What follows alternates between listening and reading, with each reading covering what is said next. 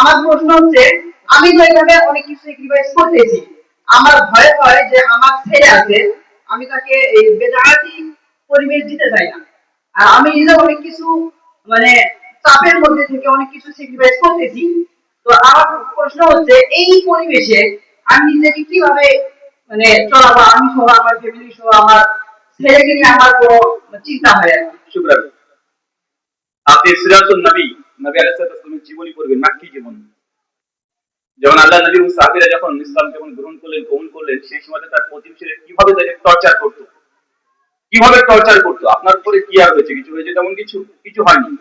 তারাও যদি তাদের পিতামাতাও সেই সময় বলেছে, আম্মা কি বলছে তুমি এই কাজ করো না, করলে এই সমস্যা হচ্ছে এই সমস্যা হচ্ছে, তুমি মোহাম্মদের কালেমা পড়েছো, ঠিক আছে তুমি বাইরে যেও না, তুমি বাড়ির ভেতরে থাকো, অনেক অনেক রকম পরামর্শ দিয়েছে।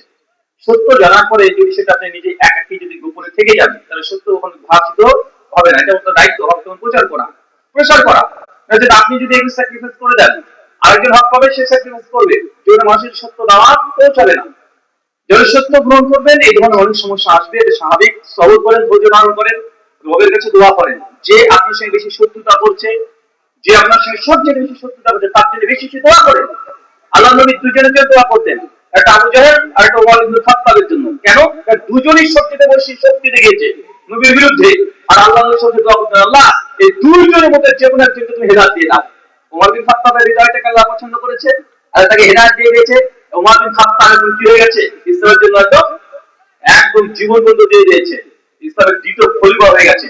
তো সারা দেশে আপনার বিরোধিতা করছে, তাদের সঙ্গে বিরোধিতা নয়, তাকে গালি নয়, তাহলে সে আপনার ভাই, সে জানে না বিধানে আপনার সঙ্গে রাগ করছে, ঝগড়া করছে। তাকে ভালোবাসা দিয়ে, দরদ দেখিয়ে, কারণ আপনি জানছেন আপনি হক পেয়েছেন, সে পায়নি। যে অসুস্থ তাই তো ডাক্তারের প্রয়োজন, তাই না কি? যে সুস্থ তার কি ডাক্তারের প্রয়োজন? অসুস্থ সে, সে আপনাকে উল্টো পাল্টা বলতে পারে, আপনার মা মেরে দিতে পারে। আপনি যদি ধৈর্য ধারণ করতে, সবর করতে, একটা যদি মেরে যায়, ভাবে আপনার ভাই আপনাকে মেরে দিয়েছে, তার মানে এই নয় যে আপনি নিজেকে ফিরিয়ে নিয়ে চলে আসলেন, তাহলে হক কখনো পাবেন না। আপনি কি করেছেন? নূহ আলাইহিস সালাম 950 বছর দাওয়াত দিয়েছে। কত বছর? 950 বছর। নবী নূহ বলছে যে দিন রাত দাওয়াত দিয়েছি, 50 জন মানুষ হেদায়েত করতে পারেনি, 50 জন পারেনি। আপনি আমি কয় বছর? আমাদের হায়াতে 60 বছর মনে হয়নি, আমার বয়স তো 30। কত বছর আমরা দাওয়াত দিলাম? আপনি বছর দিয়েছেন। নবীরা 950 বছর দাওয়াত দিয়ে নবীকে হেদায়েতের পথে আনতে পারেনি। তাই পিছিয়ে গেলে চলবে না, দাওয়াতি কাজ আপনাদের চলতে হবে। তবে শব্দ চয়ন যেন ভালো হয়, রাগ করে নয়, রাগ করে নয়। কারণ এগুলো মনে করে এটা অসুস্থ, এরা আধ্যাত্মিক দিক থেকে, ফিজিক্যাল দিক থেকে নয়, মানসিক দিক থেকে এরা হচ্ছে অসুস্থ। এরা দরদ মাখিয়ে ভালোবেসে বুঝাতে হবে, ইনশাআল্লাহ গ্রহণ করবেই করবে। আর না করলেও আপনার প্রয়োজন নেই, আপনি আপনার দাওয়াত কন্টিনিউয়াসলি চালান। ধন্যবাদ। আমি কি প্রকাশ্যে আমল করব? জি, অবশ্যই করবেন। প্রকাশ্যে আমল করাটা সুন্নাহ। আমার ছেলের জন্য একটা ভালো পরিবেশের পরামর্শ দিন। আমি ভয় করি যে আমি যে পরিবেশে বাস করি, আমার ছেলে সেই পরিবেশ পাবে। যদি মনে হয় যে এখানে থাকলে আপনার ইমানের খতরা আছে, সন্তান নষ্ট হয়ে যেতে পারে, হিজরত করেন। ওই গ্রাম ত্যাগ করে যে গ্রামে আপনজন আছে সেখানে আপনি চলে যেতে পারেন। আল্লাহ নবী একটা হাদিস পাবে বুখারীতে, লম্বা হাদিস, একটা মানুষ 99 মানুষকে হত্যা করেছিল, শেষে 100 জনকে হত্যা করলো। তারপরে একজন আলেমের কাছে গেল, বলছে আমার কি ক্ষমা আছে? জি আছে।